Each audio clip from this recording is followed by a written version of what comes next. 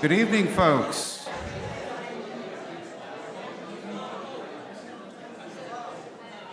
Good evening. Good evening.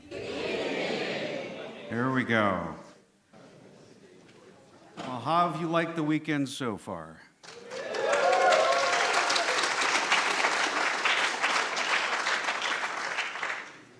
Well, this is our most important business meeting of the year, the State of the ASA at ASA 2026 here at Gordon College. And I'm happy to say that I am not the program co-chair this year, and so I've had a happier time this weekend.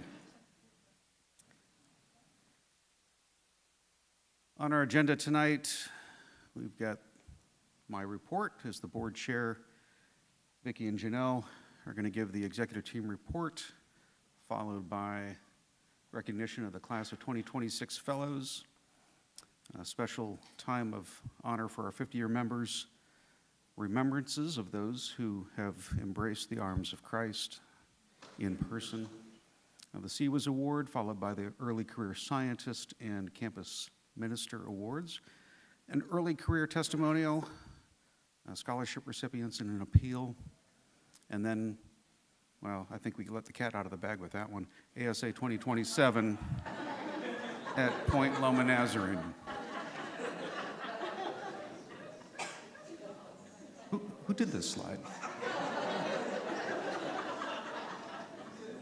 Well, the buck stops here, I suppose. And then some Q&A. That's me, about 3 years ago. So I'm gonna use that till I die. But this is your board of directors. The only person not here tonight is Catherine Applegate. She is having a horrific time in Iceland. I've seen the pictures. It's horrible. But the rest of the board is here this weekend, and we want to thank Se Kim for her years of dedicated service on the board. She termed out, and just let's give her a round of applause. She's not here tonight,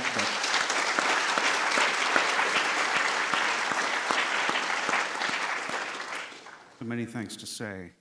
And it's not her replacement, but it is someone who is coming in to fill the gap there. And Louise Huang, thank you very much for joining us.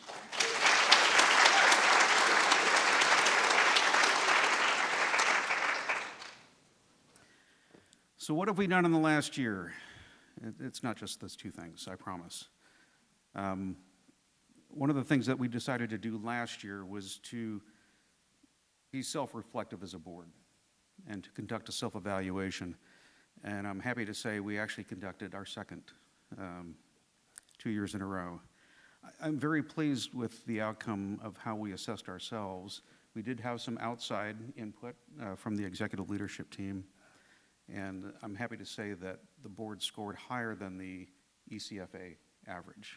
So I just want to thank the board members personally for all their hard work.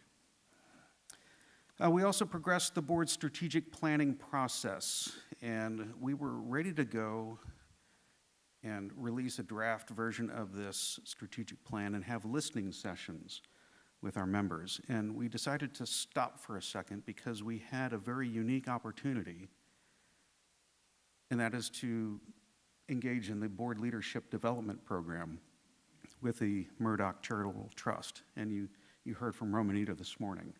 Was that not an amazing talk?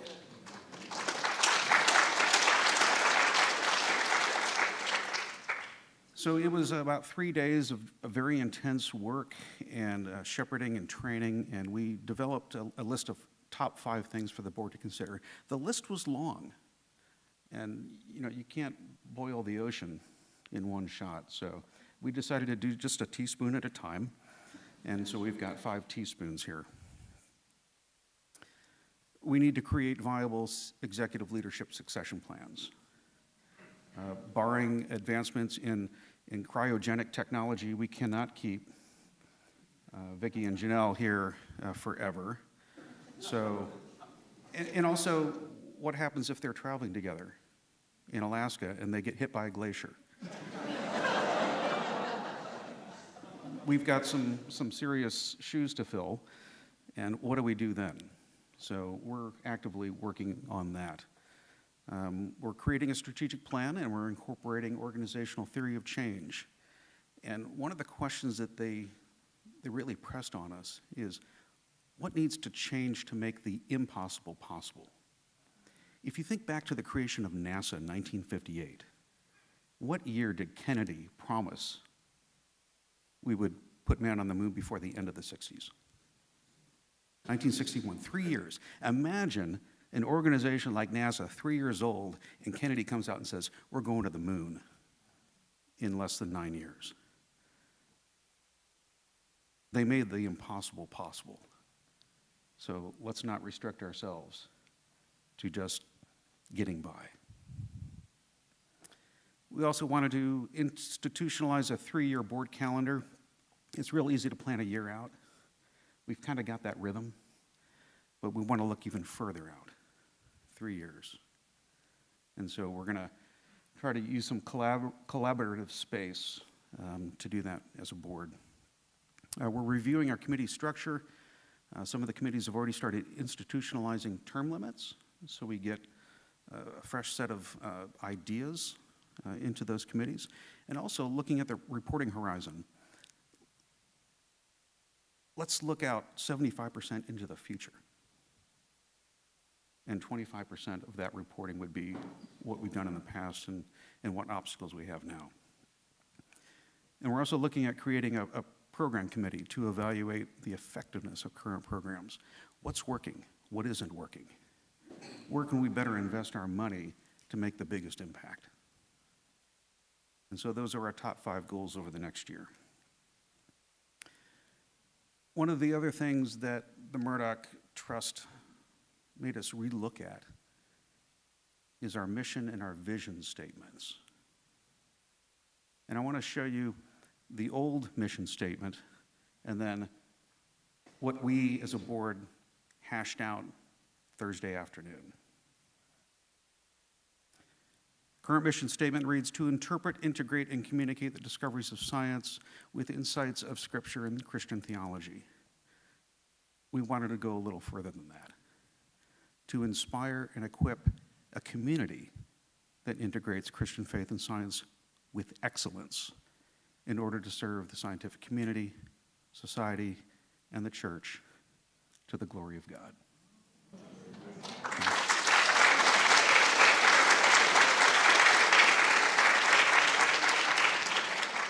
This is a recommended mission statement. This is a draft. We are going to hold listening sessions with some of you, the members, to see what you think. I think the response was pretty good so far, so I think we'll just call it a done deal. Is that good? No.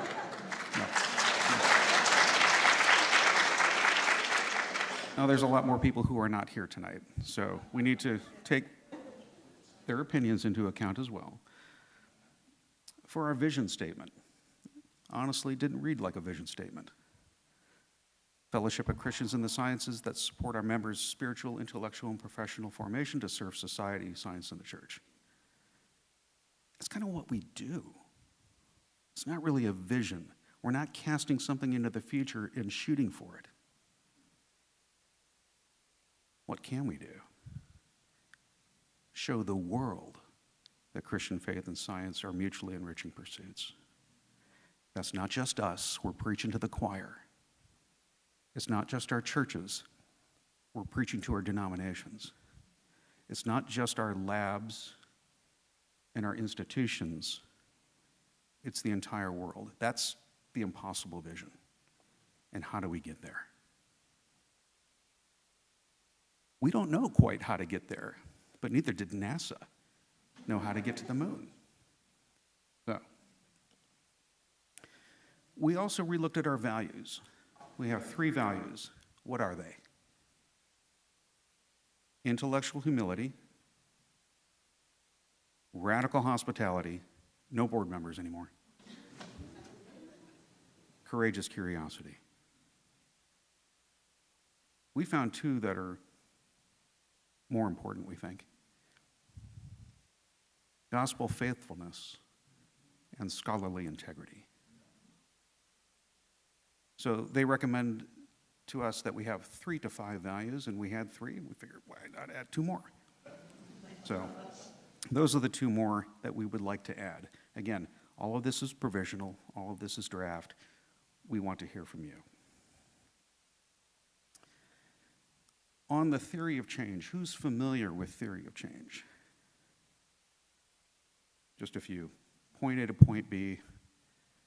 What do you have? And how do you get to where you want to be? And so you've got inputs. Those are the resources that you expend. Member dues, grants, supporter donations, institutional memberships, volunteer hours, our chapter leaders, the mentorship that happens, staff time and experience. Those are all these inputs. And those inputs we expend.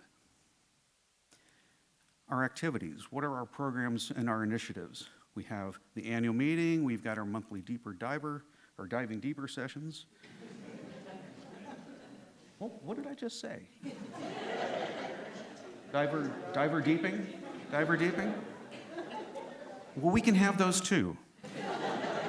We've got the journal, we have the chapters, the affiliates, we have a jobs board, we're looking at a mentorship program.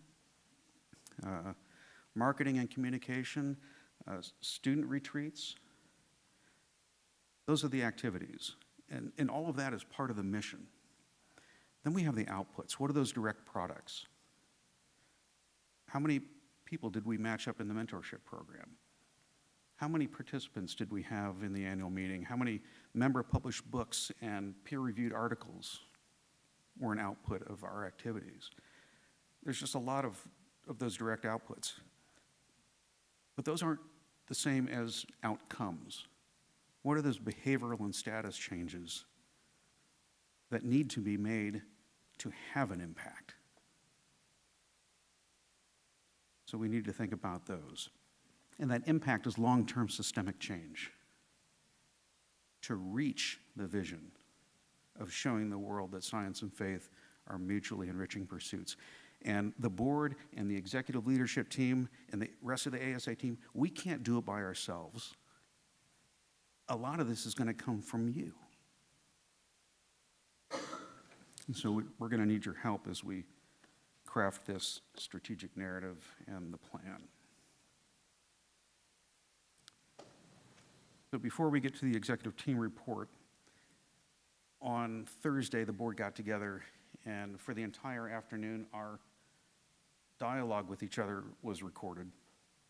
And the Murdoch Foundation, Jennifer Jacanovic was our coach, and she fed it into the AI hopper to summarize our discussions. And what came out was actually pretty nice. This is not the final strategic narrative, but I want to read it to you. And I want you to tell me, offline, what your thoughts were. Just some first impressions. So I'll just read the entire thing, then I'll get off the stage. It's just one page. And again, the contents here were put together by AI, but the words, the phrases, the content, that's the board. For 85 years, the American Scientific Affiliation has held a singular conviction that being a scientist and being a person of faith are not in conflict, and that they're mutually enriching. That conviction, born in 1941 when a small group of Christian scientists created a space to ask hard questions together, has never been more urgently needed than it is today. Our vision is to show the world that Christian faith and science are mutually enriching pursuits, and our mission is to inspire and equip a community that integrates Christian faith and science with excellence in order to serve the scientific community, society, and the church to the glory of God. We exist for people of faith who are scientists, and the order of that is intentional. We are not scientists who happen to attend church.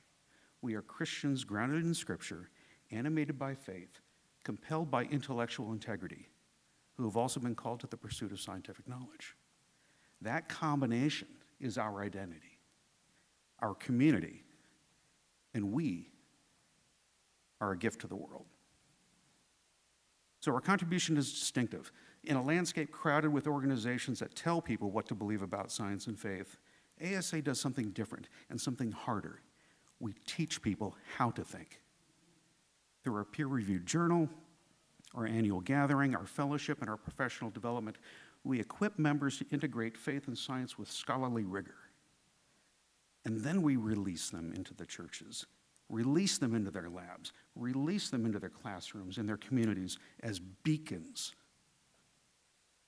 of light. And we are not a content factory.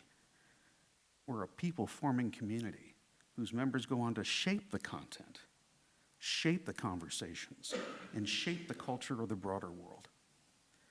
So the moment demands more of us. The current environment, marked by sharp declines in federal science funding, institutional distrust, cultural polarization, and the rapid rise of AI, it's disorienting scientists and believers alike.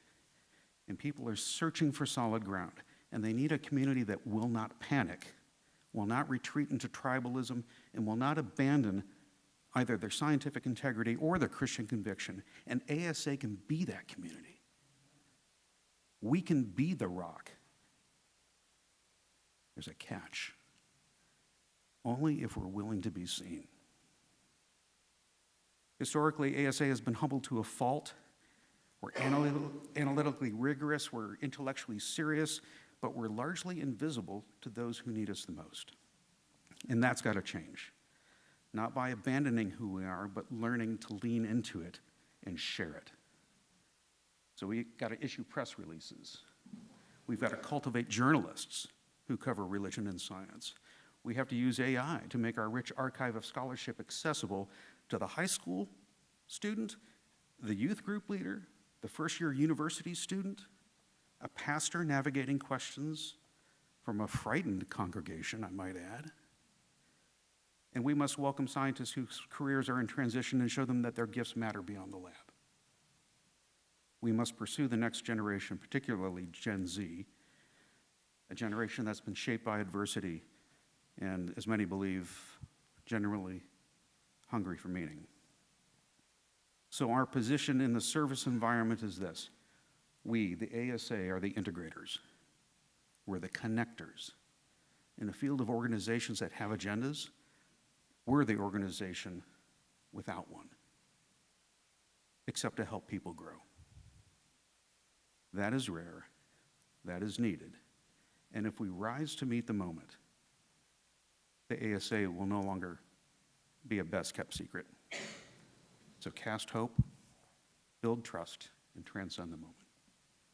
Thank you.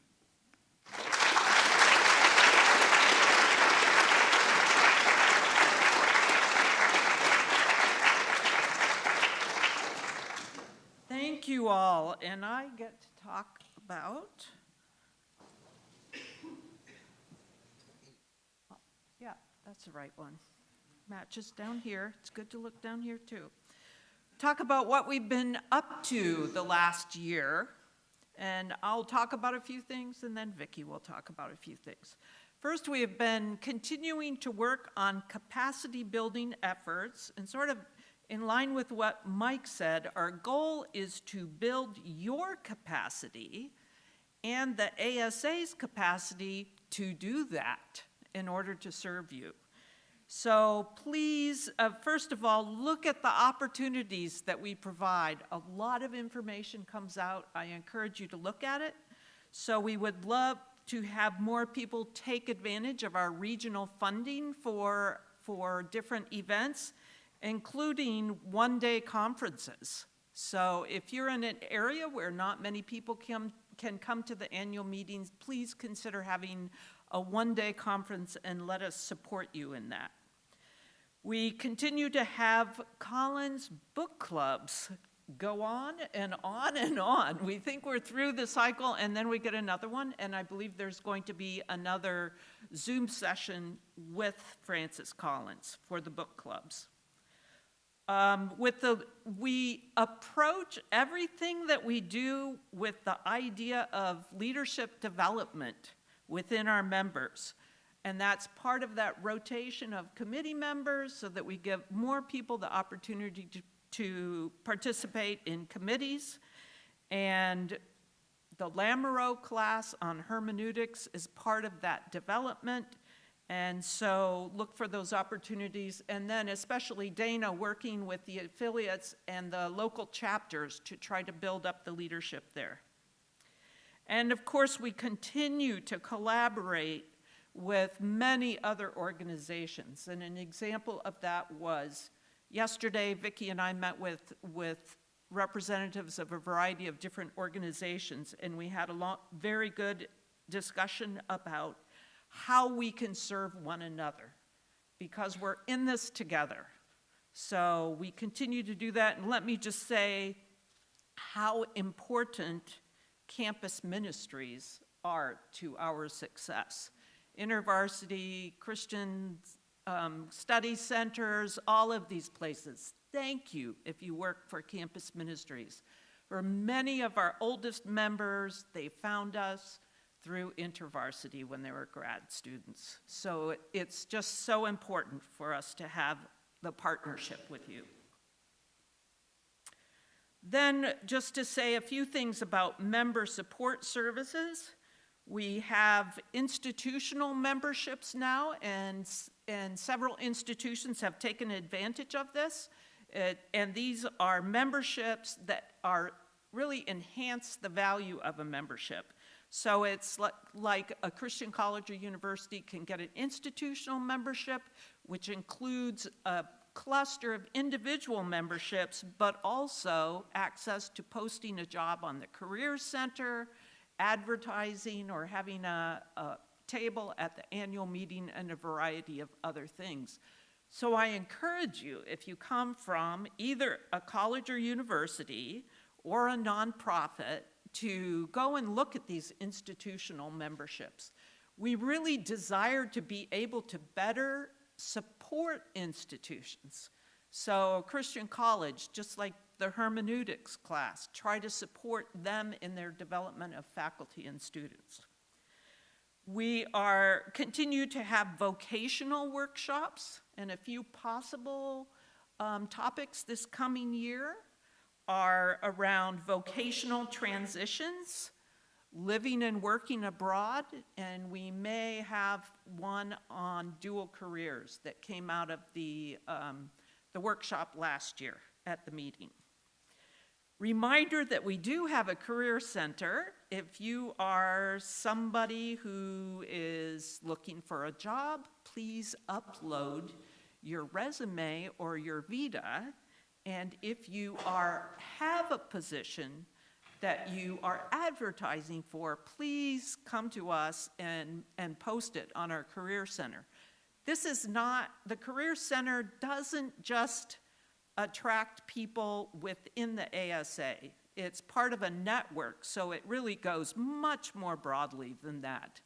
And the more resumes we have up there, the more broadly it really impacts our visibility.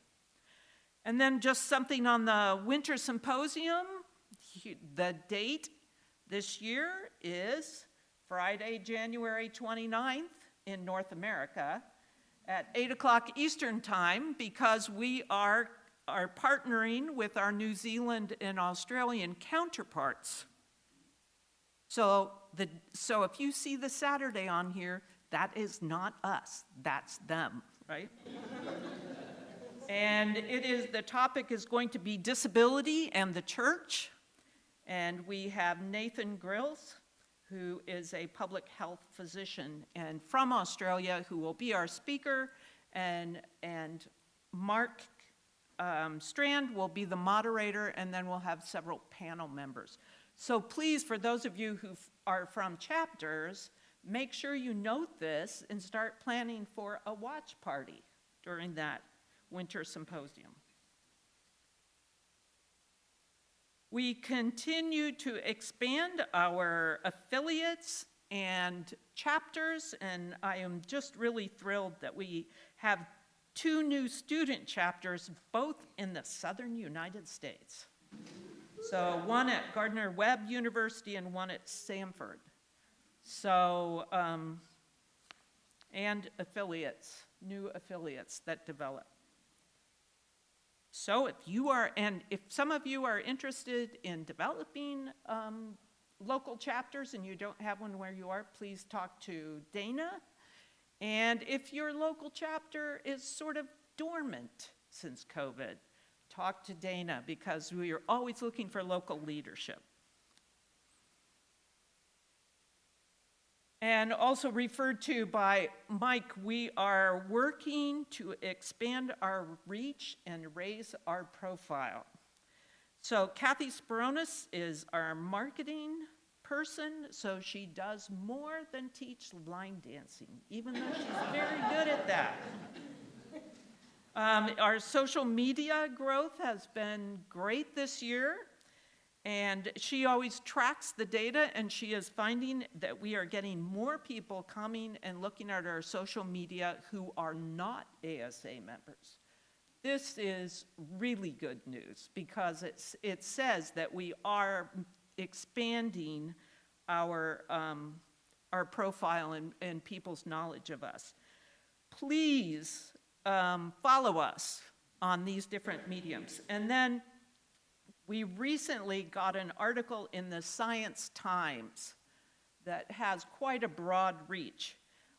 We haven't advertised that a lot on social media yet because of the annual meeting, but soon you'll be seeing that come out. Please use that article for a way to explain to everybody you know about what ASA is. It's really quite a good article in terms of capturing sort of the flavor of what Mike was talking about. So use it, pass it on to people, and ask them to come join us in ASA. And just a reminder of some slides you probably saw last year. We need your help. You are the ones that help us raise our profile and expand our influence. So follow us on social media. And from last year, we had this campaign, tell 5 people in 5 days about ASA. Bring someone to an ASA event, share ASA with students and colleagues, connect friends with ASA members, follow us, like things when you all know how to do this. When you see something, hit the like button, or even better, share it so that it reaches all of your network. And tag a friend or colleague and post about ASA yourself. I have to say I've had a great time with the booth up there this time and putting things up. So those are some of the things we've been involved with, and now I'm going to turn it over to Vicki.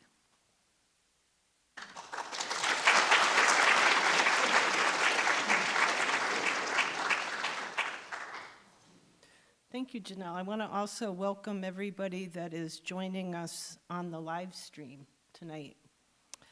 I'm going to talk a little bit about some of the financial highlights over the last fiscal year. Our fiscal year ends on March 31st.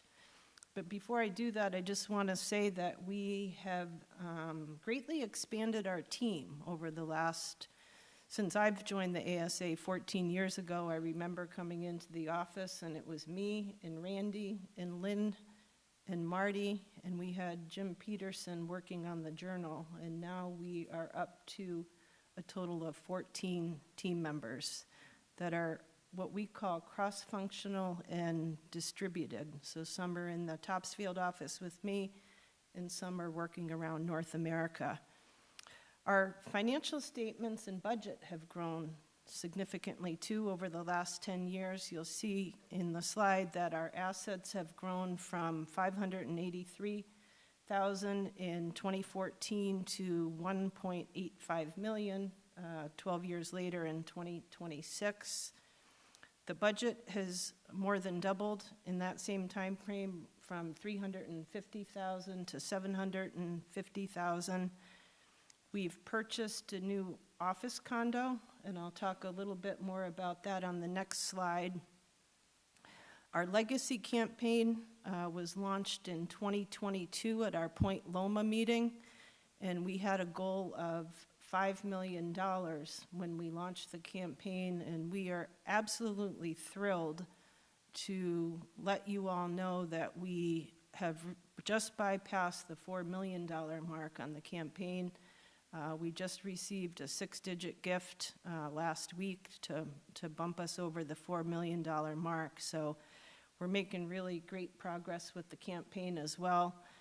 And then our endowment fund has also more than quadrupled in the last 10 years, and we've bypassed the $1 million mark on the endowment fund in this last fiscal year. So great news for rejoicing and God's provision for the ASA. In terms of the new office space,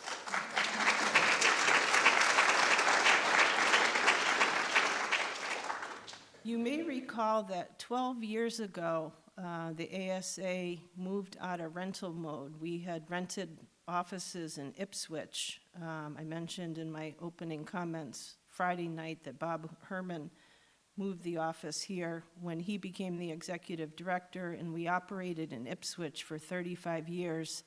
12 years ago, we purchased 2 office condos in Topsfield and have shaved 75% off our occupancy cost every year. Well, we were bursting at the seams, and we had just brought Kathy onto the team, and lo and behold, one of the adjacent office condos came on the market, and so we were able to purchase it. Our board of directors actually just took a ride over there earlier today and was able to look at it. We blew an opening through a wall, and this is Kathy in her new space. We also have a brand new conference room, so we're really delighted with that. We've fundraised more than half of our need for that. We're also in the need for a new HVAC system in the office. And so to date, we've raised about $44,000 of the $72,000 we need, with a balance of $28,000. So we have a capital fund in place, and many people are making donations to the new office space. And then I just want to say a word about our business model. So the ASA business model has moved away from dues and subscriptions. Several years ago, dues and subscriptions was a larger part of our business model. It still is about 10% of our revenue model now, but we also have programming revenue, so things like the annual meeting, winter symposium, online programming as a piece of the business model. We've also moved to partnering with our members who are managing grants and other projects, and we've come alongside them either in a management capacity or as a fiscal conduit. So we're diversifying our revenue and taking in consulting fees for those types of activities in a way to support our members. In addition to that, we also take in charitable contributions, and so the charitable contributions in combination with the interest and dividends that we're spinning off the endowment fund make up about 50% of our business model now. And you'll see here the chart with the endowment fund I just mentioned has bypassed the $1 million mark. Our policy for pulling off of the endowment is a 5% draw on a 3-year running average. So the quick math on $1 million is we're bringing in about $50,000 a year into our operating budget. And then you see the giving broken down here in the various buckets. So for example, last fiscal year, we took in about $410,000 in charitable gifts. And that would not be possible without your generosity. It is the members of the ASA that are doing all this giving. So on behalf of the board and Janelle and I, we just want to say thank you very much for coming alongside us and seeing the vision and supporting the organization, because we couldn't do it without you. And then finally, none of this would be possible without our amazing team. I recognized them Friday night. I'd also like to recognize them again. Janelle and I co-lead the organization, and we have 3 directors that work under us. So as I say your names, would you mind, if you're in the auditorium, stay standing. Dana Oleskowicz is our Director of Chapters and Affiliates. Becky English, there's Becky. Hi, Becky. Becky is our Director of Marketing, or Membership and Outreach. Hannah Eagleson is our Director of Partnerships and Innovation. Hannah's in the back as well. Lynn Berg, as many of you know, I hope some of you were able to see her yesterday when she was here. She's managing editor of the journal. She's been with us for 32 years. And Michelle Pizzeni is our administrative assistant in the Topsfield office. You've all had the opportunity to meet Kathy Sparonis. She has been a wonderful addition as marketing and communications coordinator. Steve Kontakis is with us this weekend. Steve is editor-in-chief of the journal and is doing a terrific job for us. Cy Gart and Aniko Albert are the editorial team for God and Nature. Mark McEwen is sad not to be here, but he is working fast and furious behind the scenes to make all this technology work, and Mark is located in Vancouver, Canada. And then we have our 2 director emeritus, Randy Isaac, who is now doing our Members in Glory coordinator, and John Wood is our Diving Deeper moderator. So Randy and John, if you're in the room, please stand. So this group of people is what makes everything possible for the ASA.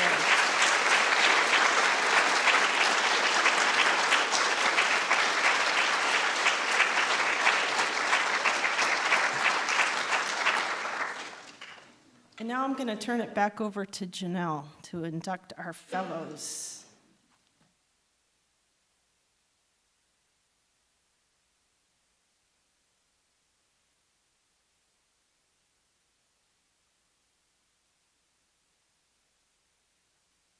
Is it okay?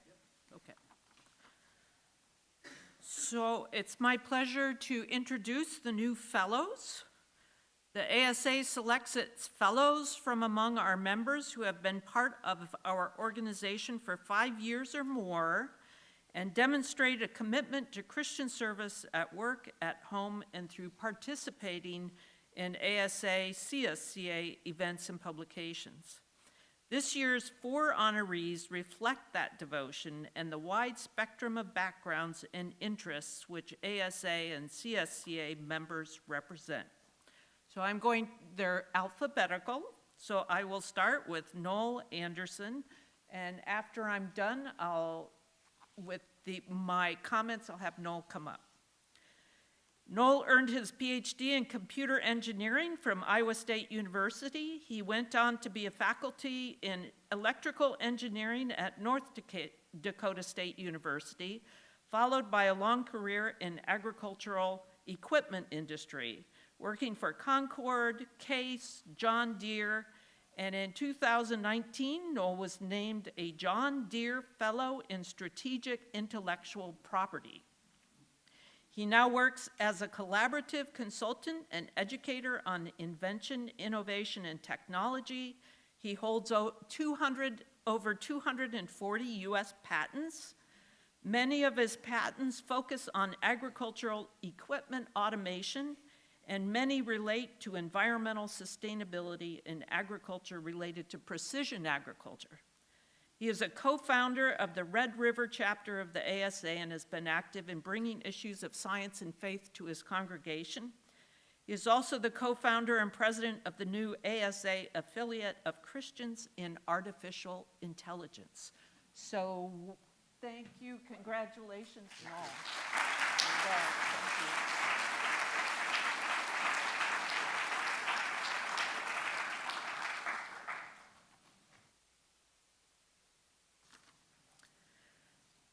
The next fellow I want to introduce is Amy Dykstra. Amy grew up on a farm in western Nebraska. We seem to have a Great Plains and agriculture theme this year. She has a PhD in plant biological sciences from the University of Minnesota. She served in missions for 12 years, teaching at the Alliance Academy in Quito, Ecuador, and is now professor and chair of the Department of Biological Sciences at Bethel University.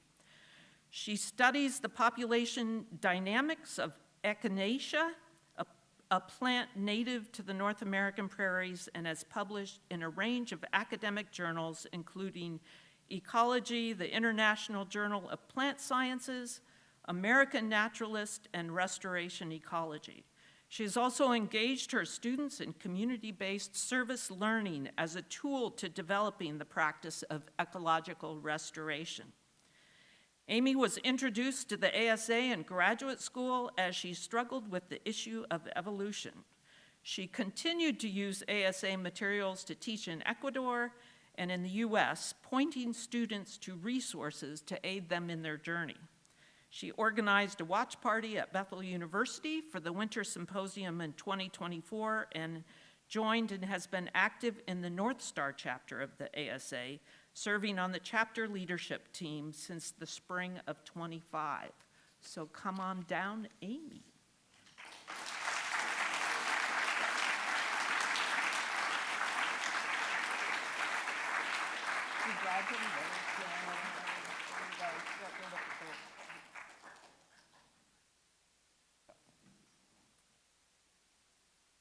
Jeff Harden, who is not able to be with us tonight, was one of our plenary speakers last year.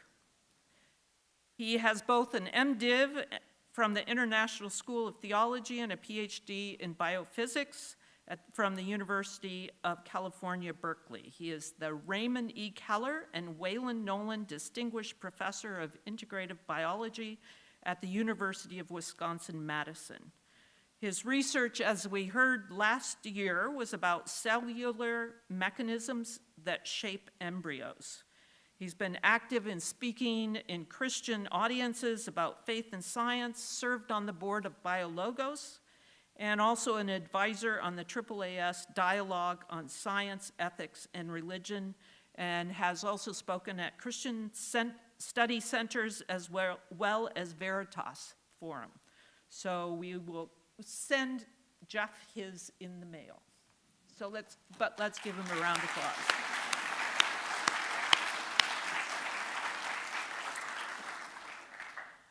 Our fourth fellow, Sid Niemeyer, has had a multiple dimensional career.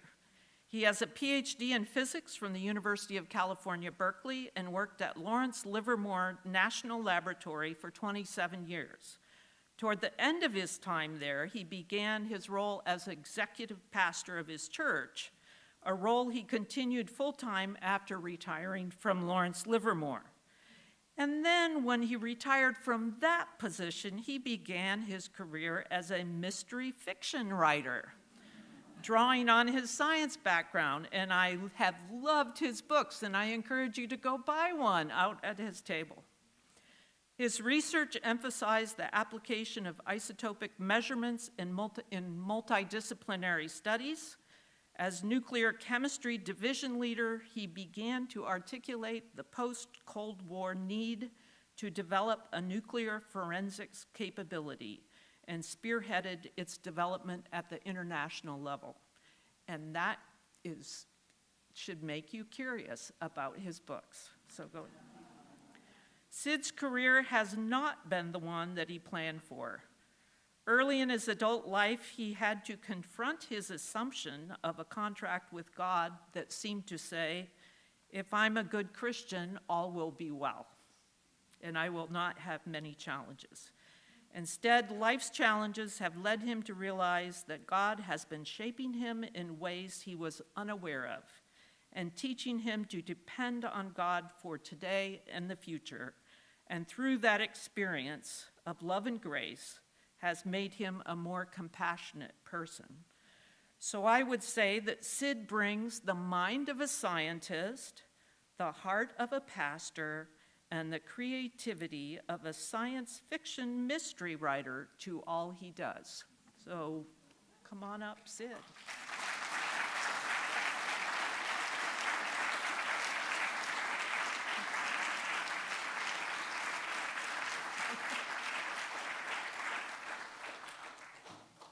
Congratulations.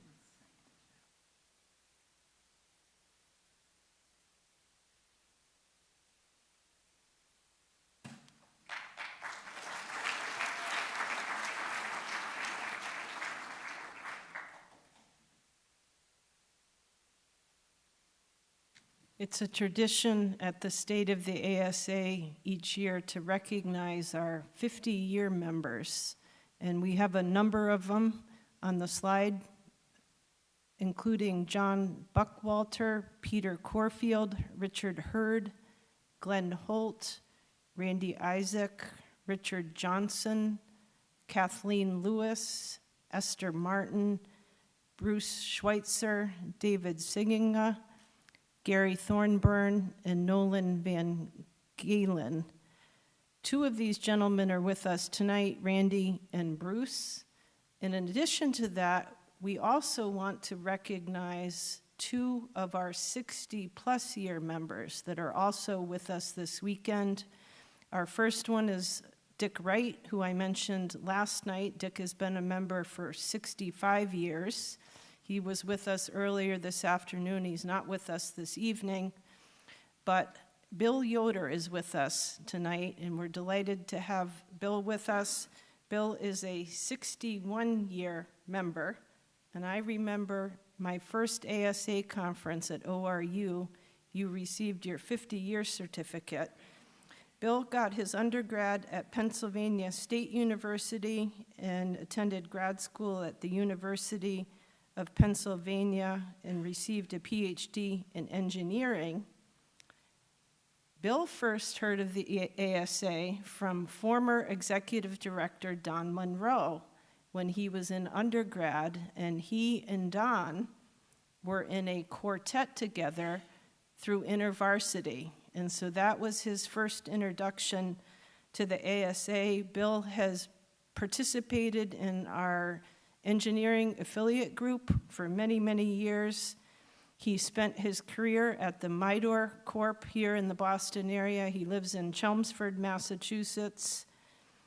And he also is being escorted by his favorite son-in-law, Steve Giulio. So it's nice to have you here, Steve. Steve's an ASA member as well. So please come up, Bill, and receive your certificate.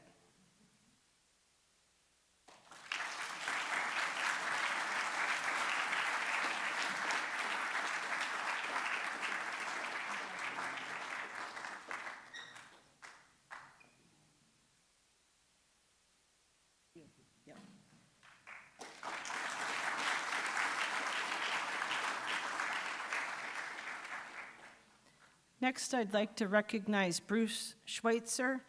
Bruce did his undergrad work at Whitworth College and then did grad school at the University of California at Santa Barbara. He specialized in molecular biology, and he spent his entire career in the IT field. Bruce learned about the ASA while he was an undergrad from his geology professor, Ed Olson. And Bruce and his wife, Robin, who is also an ASA member, have been very active in the Boston chapter and recently went on the Alaska trip with us and also went on the Hawaii trip with us 2 years ago, and they've become good friends. So congratulations, Bruce.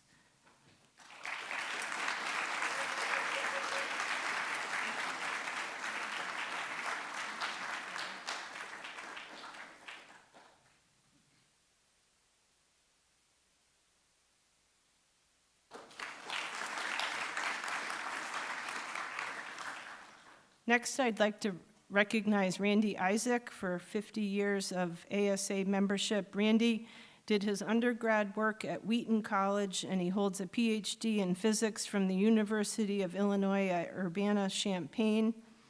Randy learned about the ASA as a Wheaton student from one of his professors.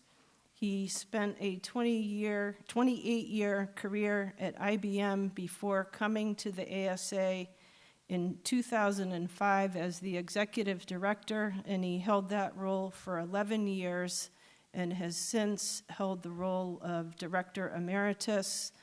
Randy has given thousands of hours to the ASA on a donated basis. He was our IT director for many years after his retirement, only recently gave that up. He hosted Diving Deeper for many years. He continues to do the Members in Glory, so his contributions to the ASA have been extraordinary, and so we're delighted to congratulate you tonight, Randy, on 50 years of membership. So come on down.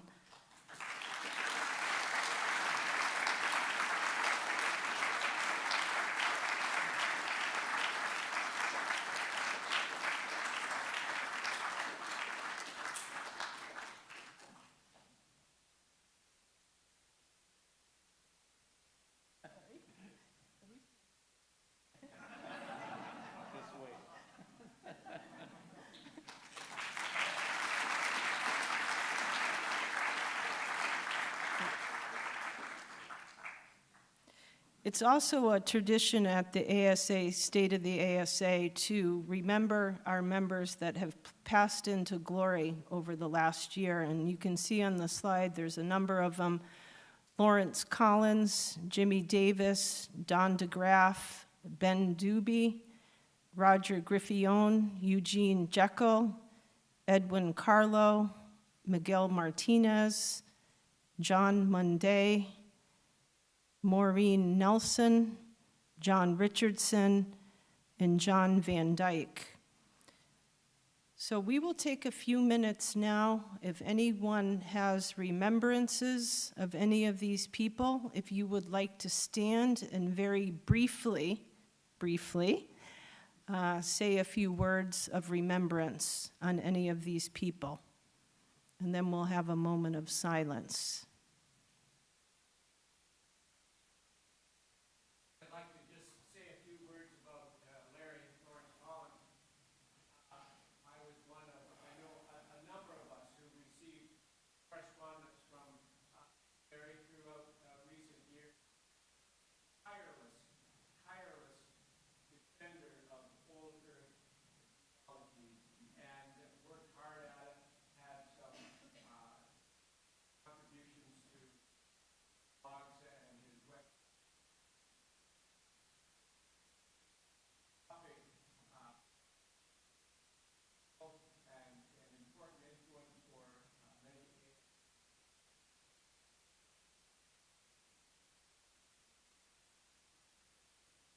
Thank you, Bob.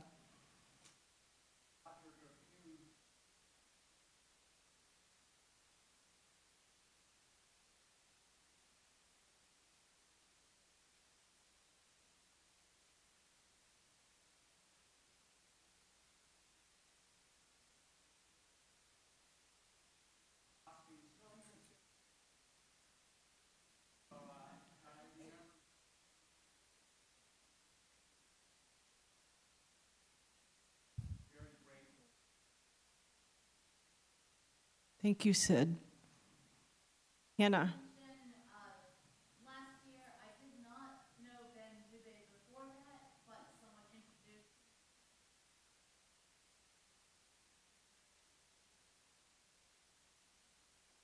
a lovely Zoom conversation and was just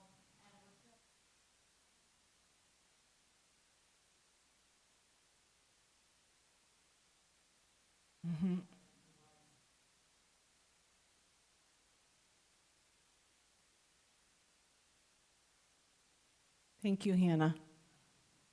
Christine?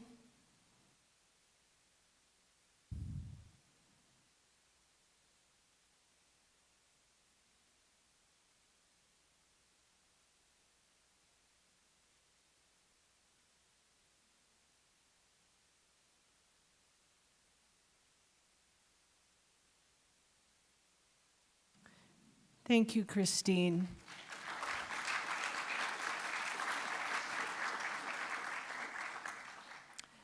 I had the privilege of attending Jimmy's memorial service this past year at Union University, and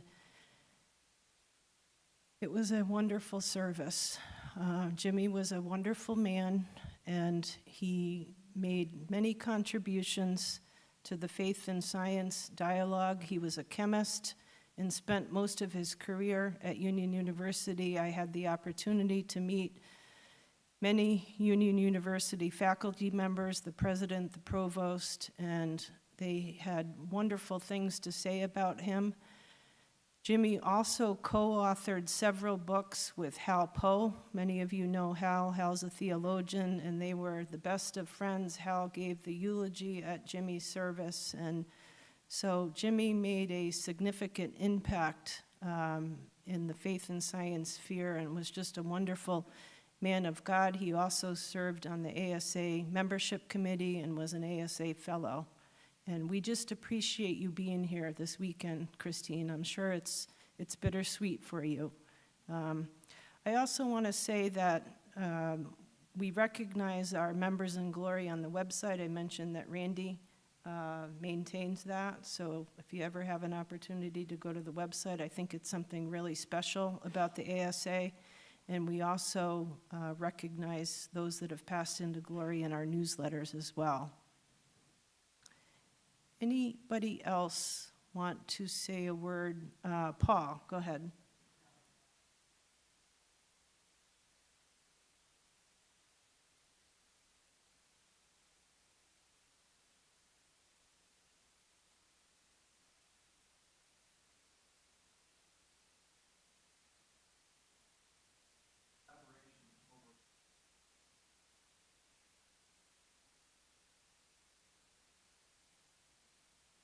Thank you, Paul.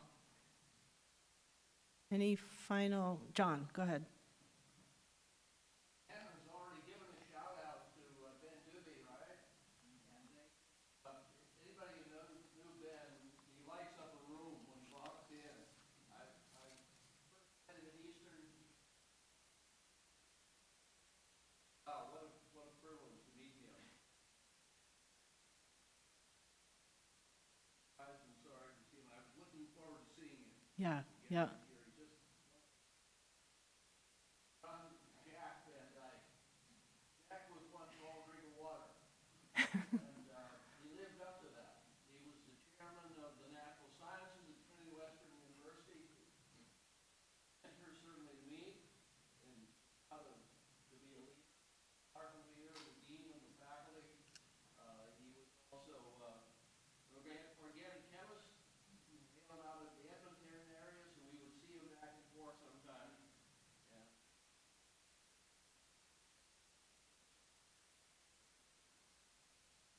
Thank you, John. Anyone else? Okay, we're going to take a moment of silence to remember these members.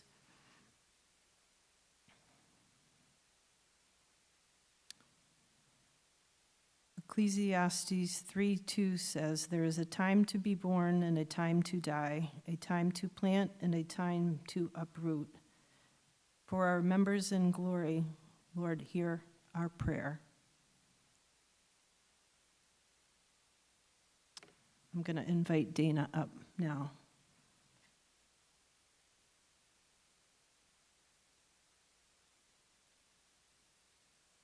Good evening.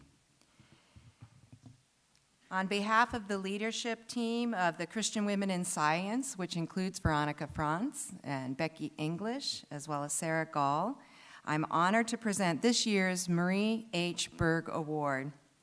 The Marie H. Berg Award honors excellence, impactful women members of the ASA who have led to the advancement of ASA's mission. The 2026 awardee will join the ranks with distinguished ASA members who have previously been honored. Janet Warren, Jennifer Wiseman, both who are here this weekend, Lynn Billman, Judy Taranchik, Ann Hunt, Sarah Miles, and Dorothy Chappell. First, I'd like to tell you a bit about the award naming stake. Dr. Berg was born in 1909. She was an educator, researcher, leader, and advocate for the Christian faith. She received her PhD in biochemistry from the University of Heidelberg in 1934.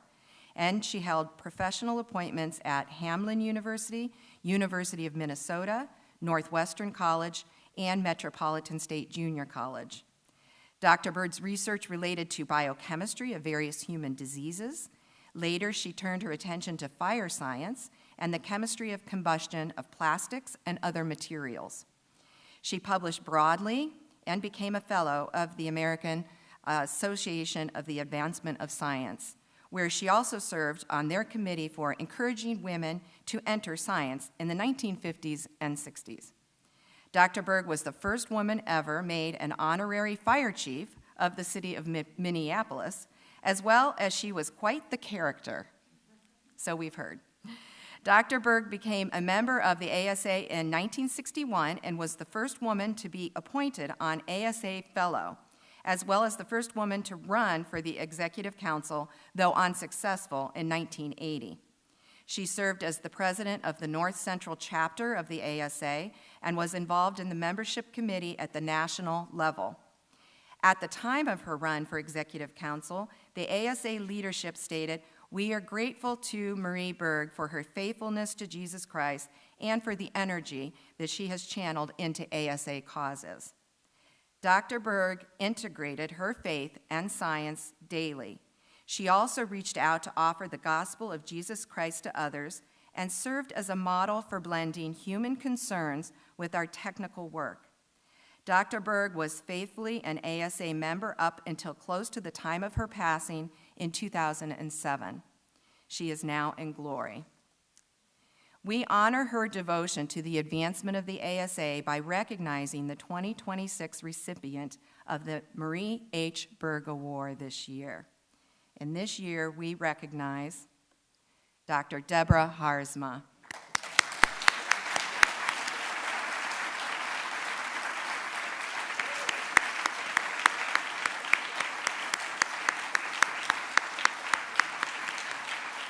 You just stand there. So I'd like to say a few words about Deb. Deb is an American astrophysicist, science communicator, and former president of BioLogos. She is known for the advocating gracious dialogue between science and Christian faith.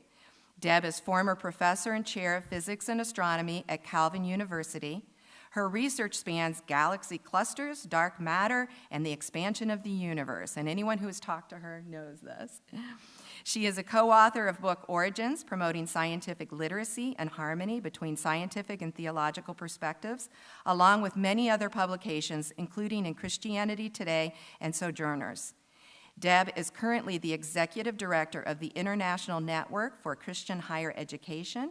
We are pleased to have her as an active fellow of the ASA with ongoing participation in ASA through BioLogos as a partner and as a member. Deb has made numerous presentations at ASA annual meetings, including this one, and she recently published in the June 2026 issue of Perspectives on Science and Christian Faith with her article entitled Staying in Conversation, Review of Research on the Science Views of Evangelicals and Effective Ways to Respond. This article was, and I quote from the nominating letter, "a winsome way to explore the integration of Christian faith and science in a way that reflects Orthodox Christian faith and deep understanding of science, something that she has exhibited in her vocation as a Christian in science, welcoming and conversing with those with different views. While keeping faithful to God's reflection in Scripture and nature, Deborah Harzma has helped the body of Christ to better follow Christ." Please join me in applauding and celebrating Deb Harzma as we present her with the Marie H. Berg Award with both a certificate and the beautiful necklace that was on the earlier slide. Thank you.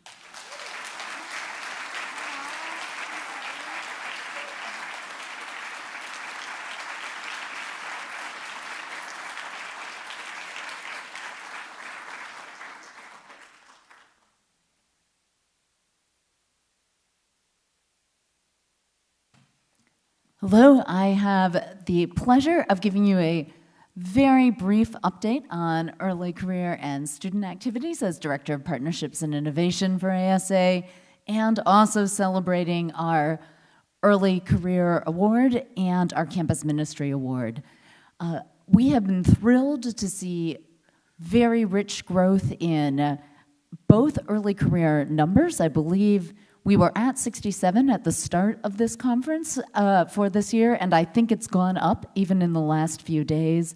And also very generous participation in mentoring younger students by students who've been here a little bit longer, and in running various ASA programs.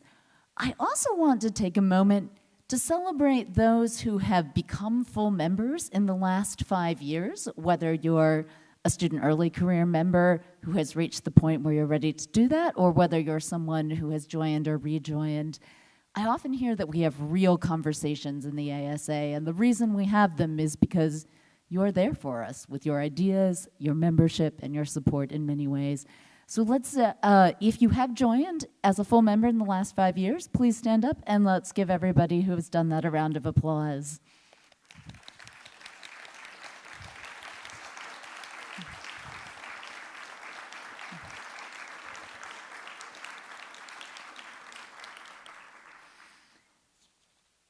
I also have the great pleasure of celebrating the awards for this year, our very first Early Career Theologian Award. I would like to welcome Seth Hart to the front.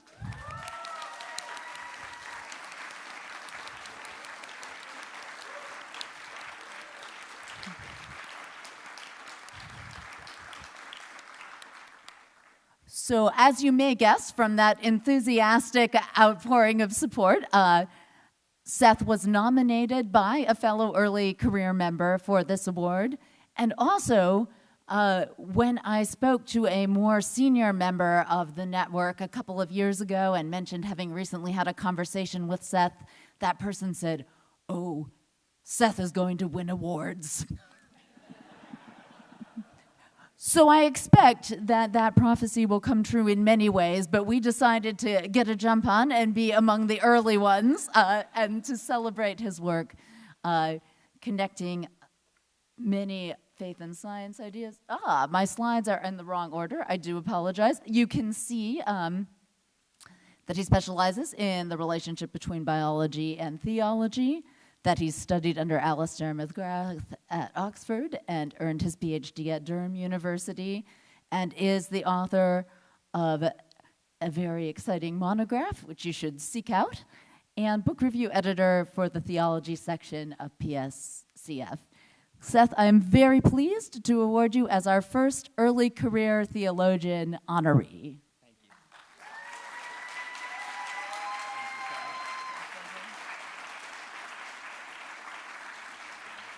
You. I've proven I can run our clicker, so I'm excited about that. Secondly, I would like to offer our ASA Campus Ministry Award. I will ask Marianne Smith to come forward now.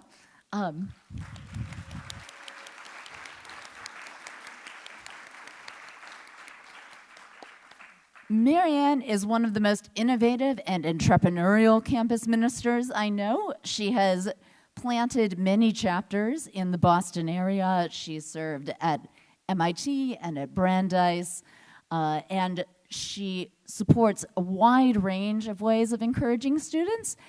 She and I also had the pleasure of having STEAM grants from Fuller Seminary, supporting faith and science engagement for early career folks. At the same time, our STEAM grant launched the early career track here, and hers supported many graduate students in faith and science conversations, something she's continued to do.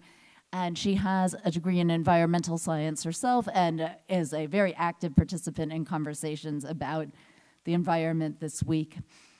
I would love to celebrate Marianne. Some of you in the audience have probably learned from her already, and if you haven't, you'll have more opportunity in the ice cream social. Marianne, thank you so much for being with us, and it's my pleasure to offer you this award.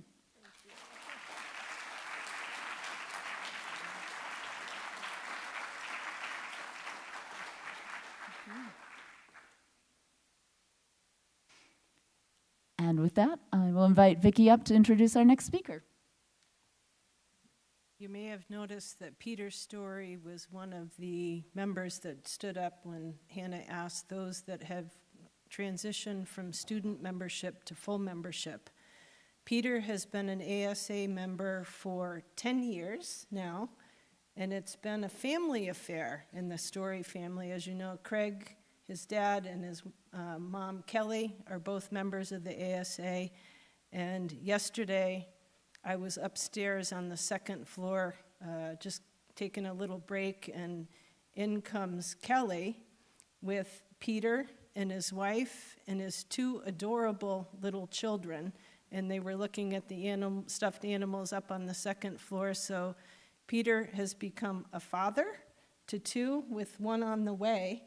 And you may have also noticed that Peter was active in this year's conference. He participated as a moderator, and he gave a talk, and so we would say that Peter is a model student that has seamlessly transitioned into a full paying member. So we want to invite Peter up to say a few words about his ASA experience.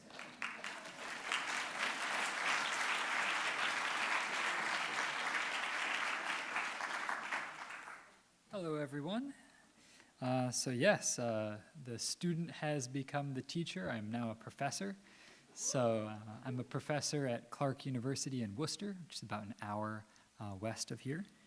A little background on me. I'm a Gordon alumni, so I came here for my undergrad.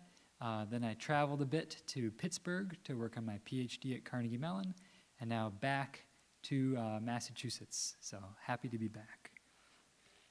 So I wanted to share a few reflections on the ASA, especially for students and early career folks. So first I wanted to applaud you for your initiative in being here.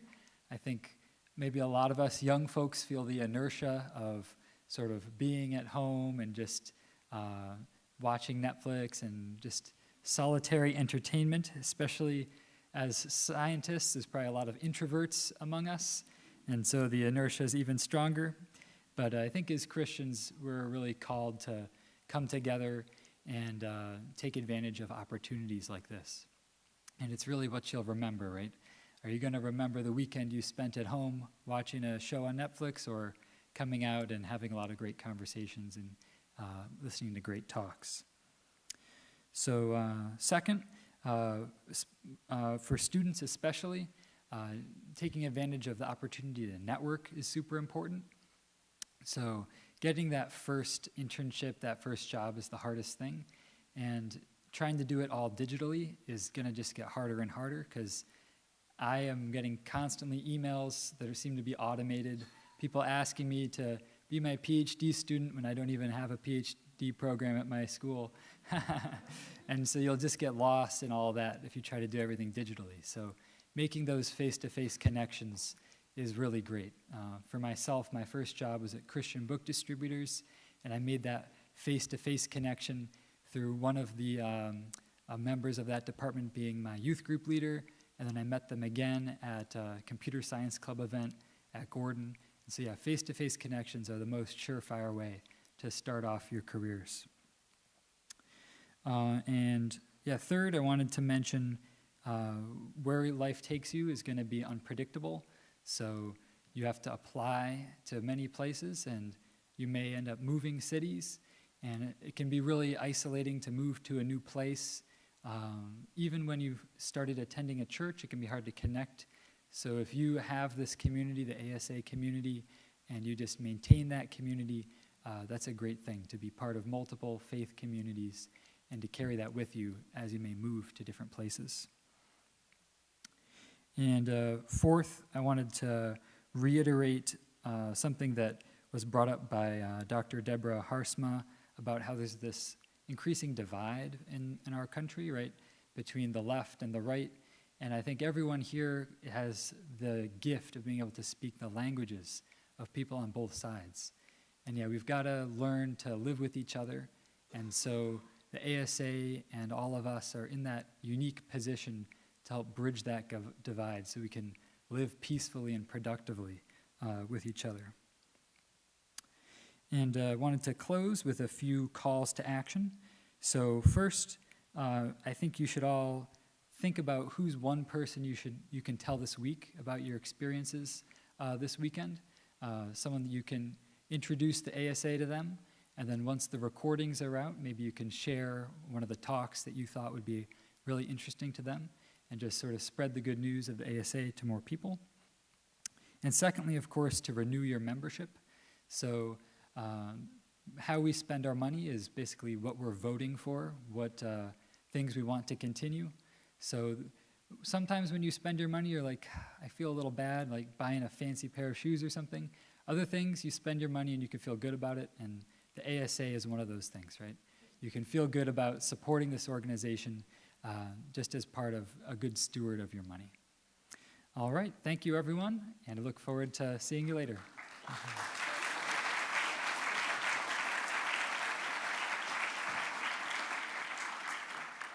Thank you, Peter.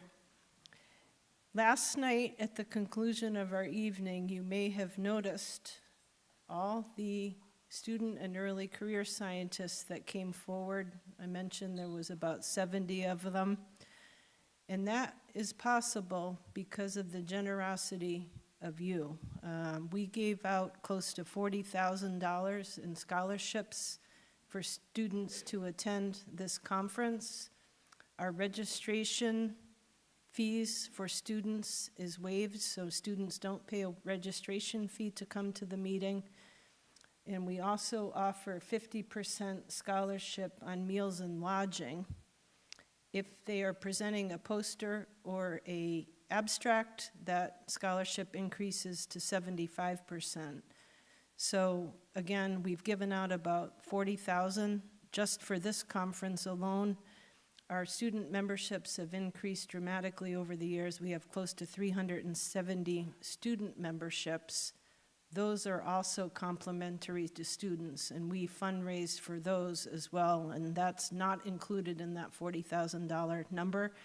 So it has become a tradition at the State of the ASA to take a collection for our student scholarship fund. So this slide is going to remain, and we are going to pass the baskets. Like this morning, there's 4 different ways that you can give. You can write a check to the ASA, put student scholarship in the memo section. Cash is always welcome. You can scan the QR code, go to our website, and make a credit card donation as well, or you can use our Venmo handle, which is listed on the bottom of the slide. So thank you in advance for your generosity to bring these young people to the meeting.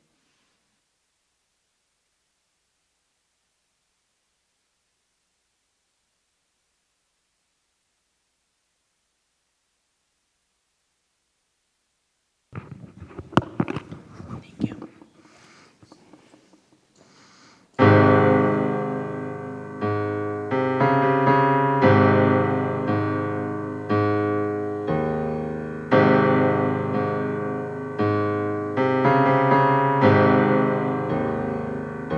I love you, Lord. Oh, your mercy never fails me. All my days I've been held in your hands. Moment that I wake up until I lay my head, oh, I will sing of the goodness of God. All my life I have been faithful. All my life you have been so, so good. Every breath that I am able, I will sing of the goodness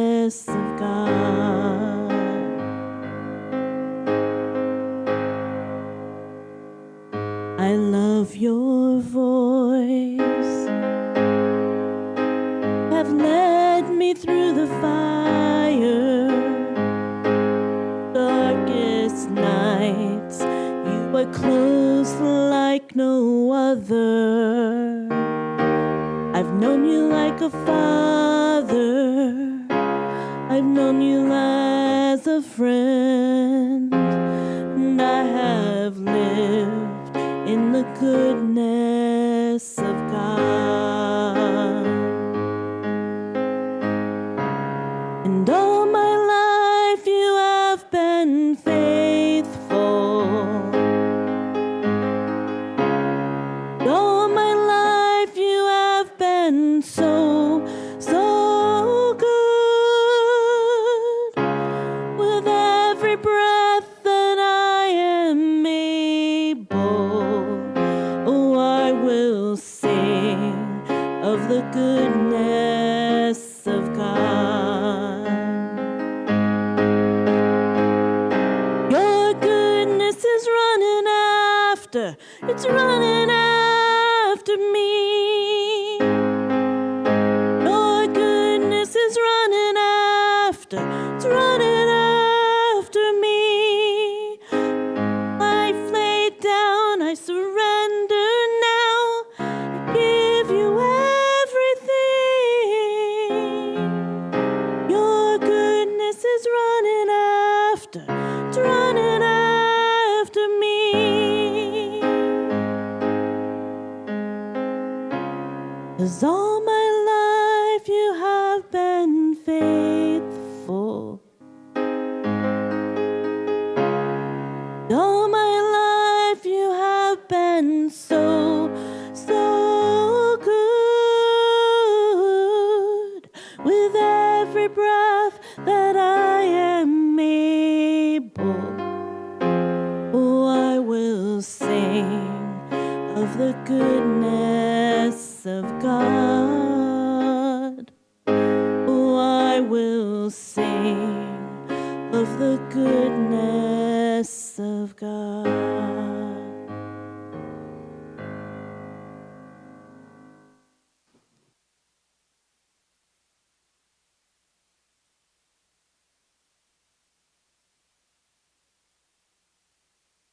Hi, everyone. On this last evening of the 2026 ASA annual meeting, it is time to announce the 2027 ASA annual meeting. Of course, none of you know where we're going to meet next year. You're supposed to have the big review right now. We're going to meet in Point Loma Nazarene University in the beautiful San Diego, California. So hopefully you will mark your calendars. July 23rd to the 26th, 2027. We will announce the theme, so stay tuned. And I am so pleased to serve on this planning team with Tom Furkel from Cal Baptist and Andy Nosal from Point Loma, and also my colleague Elijah Roth from Azusa Pacific. Here are already 3 of the plenary speakers being confirmed here, so stay tuned for more. We hope to share the information with you soon. And for those of you already thinking about field trips, we got you covered. Okay, we have aquarium just like this year. We also have the Torrey Pine State Nature Reserve. If you've never been there, this is one of my personal favorites. So hope to see you in San Diego. Thank you.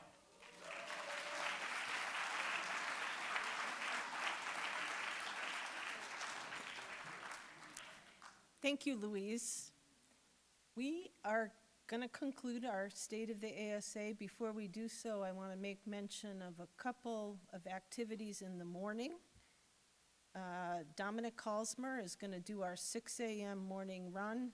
Eric Lindquist is going to do our 6 a.m. morning walk. So anyone interested, I can't even think about getting up at 6 a.m. But if you're an early bird, meet them over at the Lane Student Center for the morning walk and run. The engineering affiliate group is having their breakfast meetup tomorrow morning, so feel free to join them.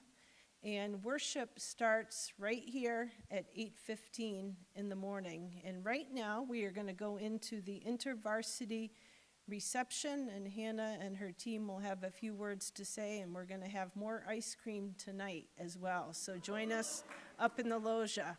So thank you, everybody.